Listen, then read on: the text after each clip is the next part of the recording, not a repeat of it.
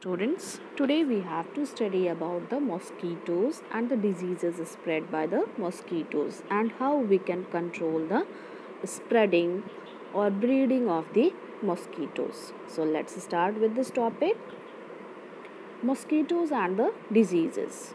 So diseases spread by the mosquitoes according to your syllabus is malaria, elephantiasis and dengue.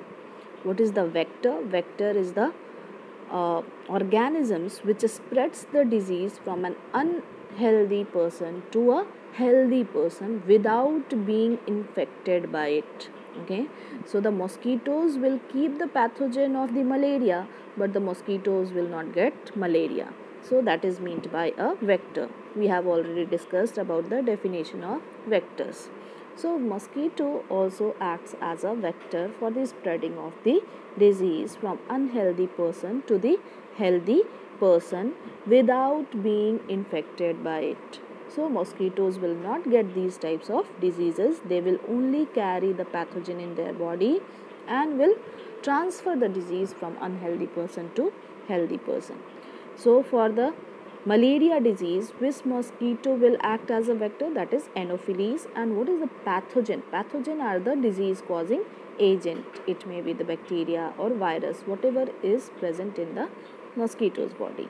So the pathogen is the disease causing agent. So the pathogen of malaria is Plasmodium. Now Culex mosquito will spread which type of disease? That is elephantiasis, and the pathogen of it is Wuchereria bancrofti. Aedes mosquito will act as a vector for the dengue disease, and the pathogen of dengue is dengue virus. Now let's see how these mosquitoes spreads the disease. For example, this person is unhealthy. It means this person is either suffering from malaria. Just suppose this person is suffering from malaria. So the blood of this person will have the malaria's Plasmodium vivax. When this mosquito will come and sit and suck the blood from this person, infected person of malaria, the malaria's Plasmodium vivax will go in the mosquito's blood, will develop, will multiply in the mosquito's body, and when the same mosquito will sit on an healthy person, this person is healthy, he is not having any type of malaria or symptoms of malaria or disease of malaria. So when this mosquito will sit and bite this healthy person, it will transfer the Plasmodium vivax from this unhealthy person to healthy person. Now this person is beaten up by the another mosquito, so this virus or this Plasmodium vivax will again come in this mosquito and the cycle goes on. Okay, so this is how the mosquito acts as a vector for the spread of the disease. Now, how we can control the spread of the mosquitoes? First method is by spraying. So what we can spray? We can spray DDT and we can spray other type of insecticides wherever is the mosquitoes found. Dwelling places are the places where the mosquitoes are found. So mosquitoes are found on the ponds, marshy places, okay, the places where there is waste is kept. So on such places we must spray DDT and other insecticide which will kill those mosquitoes. Then elimination of breeding places. So what are the breeding places of mosquitoes? Breeding places of the mosquitoes are the small puddles. Puddles are the ditches filled with water, ponds, okay, wherever the stagnant water is being collected. So on such places either we can fill those places or we can spray the kerosene over this water, spraying on the stagnant water. So we can spread an oil over this water. We know that oil is immiscible with water, so it will form a layer over the water surface.